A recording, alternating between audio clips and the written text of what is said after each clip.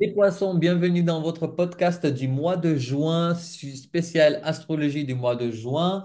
Si vous êtes soleil en poisson, lune en poisson, ascendant en poisson, cette partie de la vidéo est faite pour vous. Les poissons, le mois de juin, c'est le mois où vous ancrez votre valeur dans la matière. En fait, c'est un moment où, un mois où vous êtes au croisement entre le rêve et la réalité. En fait, Saturne est chez vous depuis 3 ans à peu près.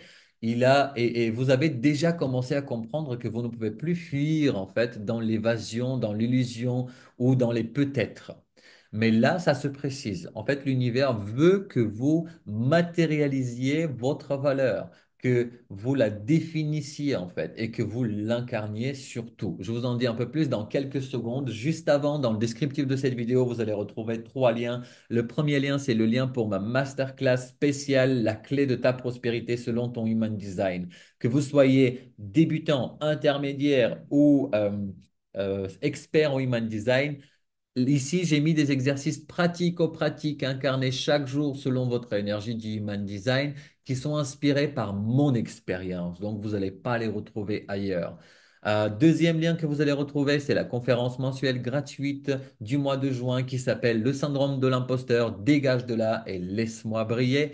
Le 17 juin à 19 heures, heure de Paris, il y a un replay. Si vous n'êtes pas disponible, il suffit juste de s'inscrire et vous allez recevoir le replay après le live. Et troisième lien, bien sûr, c'est le lien de la newsletter de Cantorion où chaque semaine, vous allez recevoir un email avec les événements astrologiques de la semaine et comment ces événements vous impactent pour la semaine à venir. Alors les poissons, Saturne est entré dans votre maison 2, dans le signe du Bélier, donc le 25 mai, et il fait un apéro dessus avec Neptune et vous-même. Donc en fait, il va rester pendant quelques mois, après il va revenir chez vous en fait, hein, les poissons, dans votre maison 1. Et à partir du mois de février 2026, il va venir s'installer pour les 2 années à venir dans cette maison 2. Donc là, on a l'apéro de Saturne en maison 2, et en plus, on va le voir dans quelques secondes, il a rejoint aussi Neptune dedans. En fait, Saturne quitte votre signe et entre dans votre maison de l'argent, de l'estime de vous, de vos ressources, de la sécurité intérieure, et vous êtes invité à poser des bases qui sont solides. C'est le moment de vous demander combien je vaux et comment je me traite au quotidien. Vous ne pouvez plus trahir votre valeur juste pour plaire, en fait. Vous devez maintenant construire cette sécurité de manière alignée.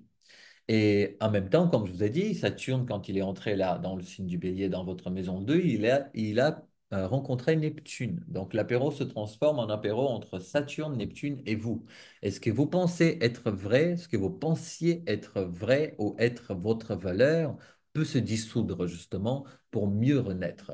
Ce mois de juin, en fait, peut vous amener à repenser complètement votre rapport à l'argent, au corps et à la matière, les poissons. Peut-être que vous réalisez que vous vous êtes longtemps sous-estimé en fait, ou que vous avez vécu dans un flou financier en évitant de regarder la réalité.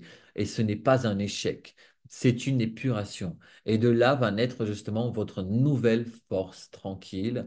Ça, c'est ce que je voulais vous dire par rapport à Saturne. Après, à partir du 10 juin, justement, les poissons, Jupiter va entrer dans le signe du Cancer, dans votre maison 5 pendant un an. Et pendant que justement vous reconstruisez votre estime là avec Saturne et Neptune dans la maison 2, Jupiter va vous pousser à créer, à aimer, à vous exprimer, à vibrer en fait.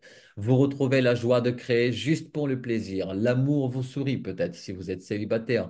Vous avez envie de jouer, d'écrire, de peindre, d'oser en fait, d'être créatif. C'est une énergie d'enfant sacré qui revient vers vous et une flamme de vie en fait, une expansion du cœur. C'est aussi une belle période pour vivre des histoires d'amour, comme je vous ai dit, ou une histoire d'amour, ou pour vous reconnecter à votre désir de transmettre. Jupiter, il reste un an, hein.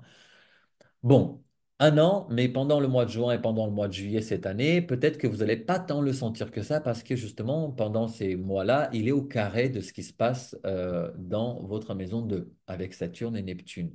Le défi là, vous pouvez par exemple en juin, juillet, je parle, à partir du mois d'août, ça va devenir beaucoup plus tranquille et beaucoup plus léger. Mais là, juin, juillet, vous voulez peut-être aimer, créer, vous amuser, mais vous êtes préoccupé par la sécurité, les limites, le concret où cette tension, justement, elle est là pour vous enseigner quelque chose. Elle vous enseigne que vous n'avez pas à choisir entre le plaisir et la stabilité, en fait. Vous pouvez gagner de l'argent en faisant ce que vous aimez. Vous pouvez vous sentir en sécurité en étant sensible. Mais pour ça, vous devez clarifier vos fondations, les poissons. OK? Voici des exemples concrets de manifestations possibles. Donc, pour moi, d'abord, vous pouvez faire un gros tri dans vos finances. Vous pouvez changer votre manière de gérer l'argent, par exemple, ou vous pouvez apprendre à vous faire passer en priorité. Vous pouvez, pendant ce mois de juin aussi, vous lancer dans un projet qui est créatif, artistique ou qui est amoureux, qui vient de nourrir votre cœur, justement, tout en posant des limites qui sont saines pour ne pas vous perdre. OK, je vais vous donner 5 conseils aussi incarnés pour ce mois de transformation. Donc, un, faites un audit de valeurs, c'est-à-dire quelles sont vos ressources, quels sont vos talents, quel est votre temps, votre énergie. Mettez-y un prix sacré. D'accord? Deuxième conseil, soignez votre rapport à l'argent. Pas de fuite, pas de chiffres, clarifiez, mettez-vous devant, dessus, regardez, organisez, structurez, arrêtez de fuir. Troisième point, exprimez-vous librement. Jupiter veut que vous créiez, en fait, que vous créiez, oui, avec votre cœur, sans censure. Quatrième conseil, laissez tomber la culpabilité. Vous pouvez réussir, vous pouvez être payé, vous pouvez briller, vous n'avez pas à souffrir pour mériter les poissons. Et cinquième conseil, ralentissez pour pouvoir ressentir. Ce que vous êtes en train de construire a besoin de racines profondes. Donc, ressentez. OK? Et je vais vous donner le mantra pour le mois de juin, comme je donne pour tous les signes. Votre mantra pour le mois de juin, les poissons, c'est je mérite l'abondance parce que je suis. Je transforme ma valeur en lumière vivante. Je ne sais pas où est-ce que je vais vous retrouver les poissons. Est-ce que c'est dans ma masterclass spéciale prospérité? Est-ce que c'est dans la conférence gratuite du 17 juin sur le syndrome de l'imposteur?